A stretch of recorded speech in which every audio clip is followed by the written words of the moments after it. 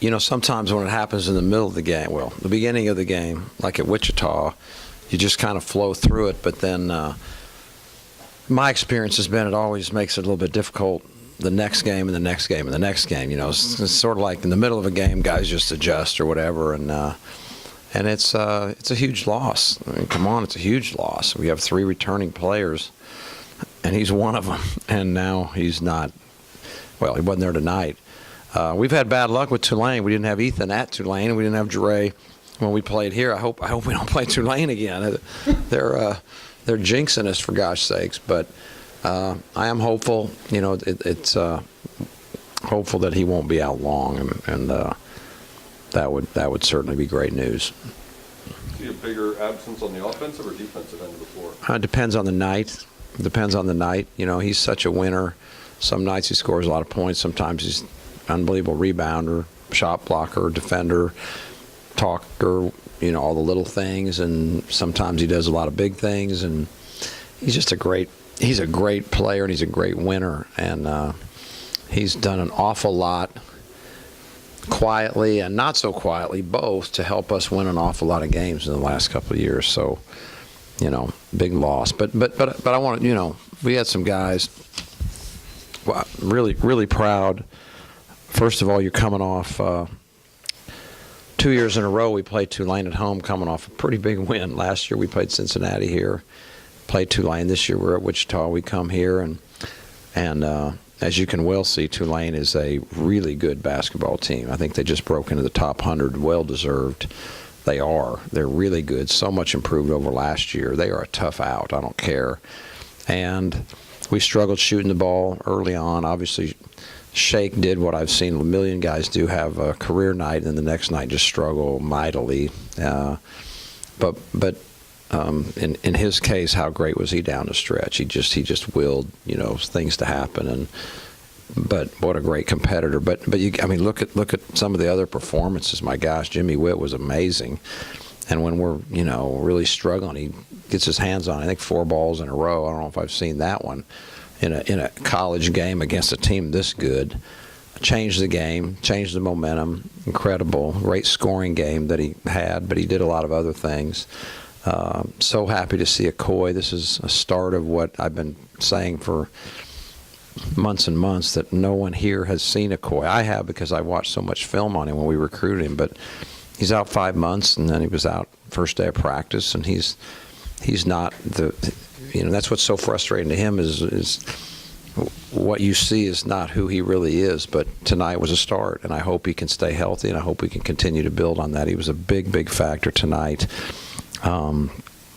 without question. And Benny Malagu, I mean, gosh, he gets 9 rebounds, did some really right in the guts of the second half.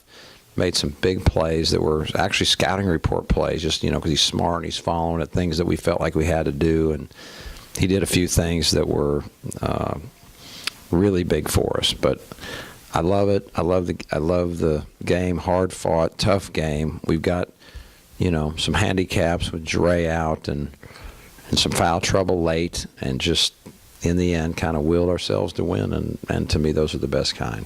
You talked about Shake with his slow start, at least shooting-wise, and then willing things to happen down the end. What changed? What did you? Well, one thing we tried to get him. You know, he was on the ball. You know, he's been playing on the ball. He's been playing at point. I'm going to say it that way. He's been playing point a lot lately. We put him on the ball. He was sensational at Wichita. Melvin Frazier is an incredible on-the-ball defender. And not to say that on another night, Shake couldn't have had a better night on the ball, but finally we just felt like, hey, we'll get him off the ball, and that he's done that.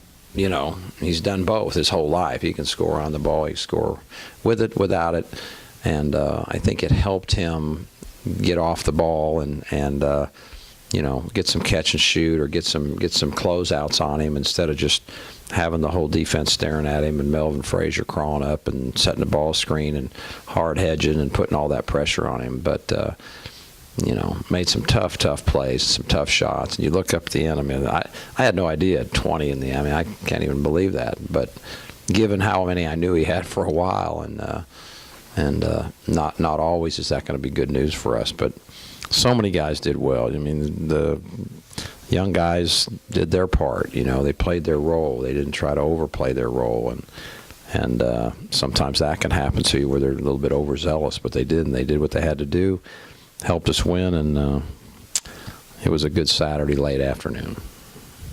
Tulane made 12 of their first 24 attempts for 3 points. Not their MO, by the way. No, but what do you think it is that allowed them to get those looks? Well, I don't know if you noticed, but we're in a zone. Okay, so zones cause a lot of threes. They're not a great three-point shooting team, and you know, you always have to look and say, okay, what is your depth and what are your matchups? If you go into a game, how are you going to match up? And we've already been thin, as you know, you well know. Our numbers are thin and our experience is very low. So, you know, you've got to make sure that you're, have the ability to match up, and certain teams are harder than others because they post like everybody on their team. So now they can put your people in foul trouble. So you risk that, and then of course you have to protect foul trouble when you're very thin, and you know everybody knows that if you play zone, then you have a chance to protect far better than you do if you play man. So, you know, and they were hot. They usually don't shoot the ball that well. They played Connecticut. They played them a zone most of the time. I think they scored 50, 60 points. Didn't shoot the ball that well. They just picked today to really shoot the ball well. Did a great job. And Frazier, I think, has made 5 threes in the conference so far, in the whole conference. But you probably know that. But he's made 5 or 6. Tonight he made 6.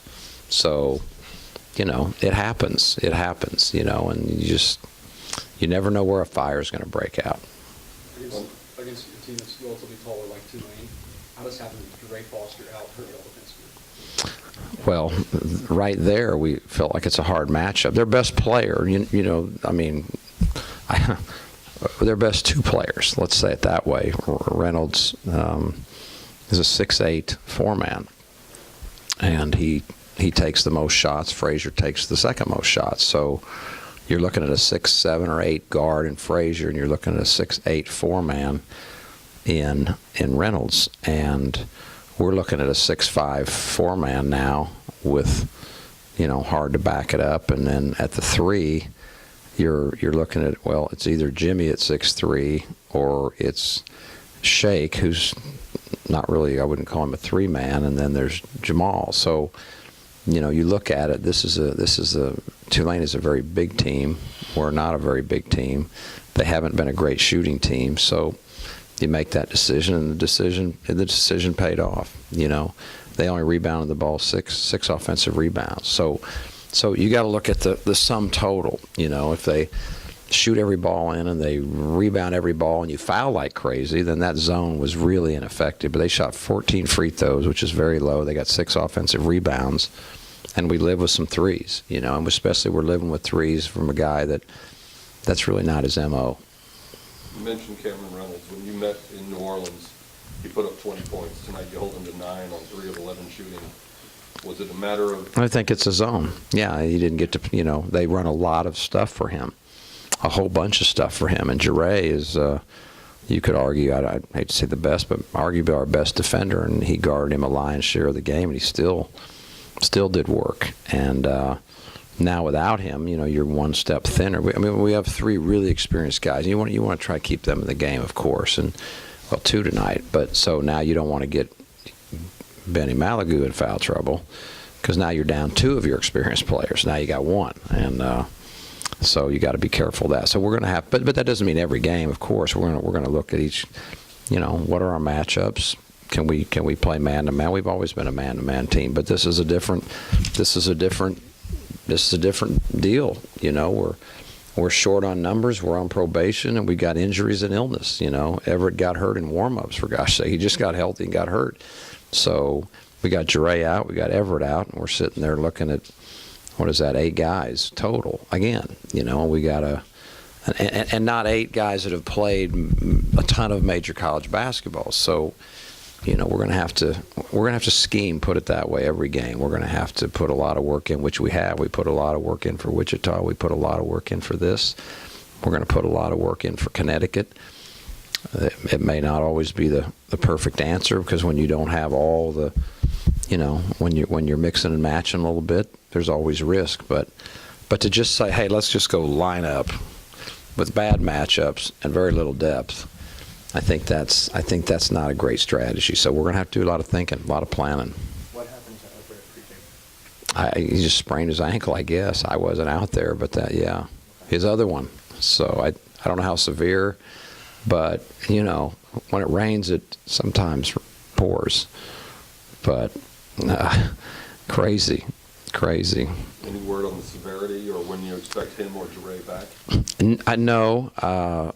Hadn't heard that much about Everett, other than right before the game they told me he's not available. And I'm like, that was a little bit of a shock, because it happened in warm-up. You don't hear that very often. But Jure's honestly responding quicker than maybe we would have thought initially. We're hoping he's back soon. His spirits are really good. The way he's moving around is pretty good.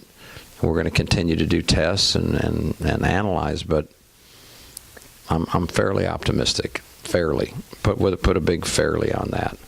But I've been, you've been around injuries enough. I was injured a number of times, and your body just kind of knows. Your body knows that, and your body when you're an athlete, and the way he's kind of moving around, the way he's acting, I hope that it's going to be a short term and not a long term. Anything else? All right. Thank you. Okay, thank you.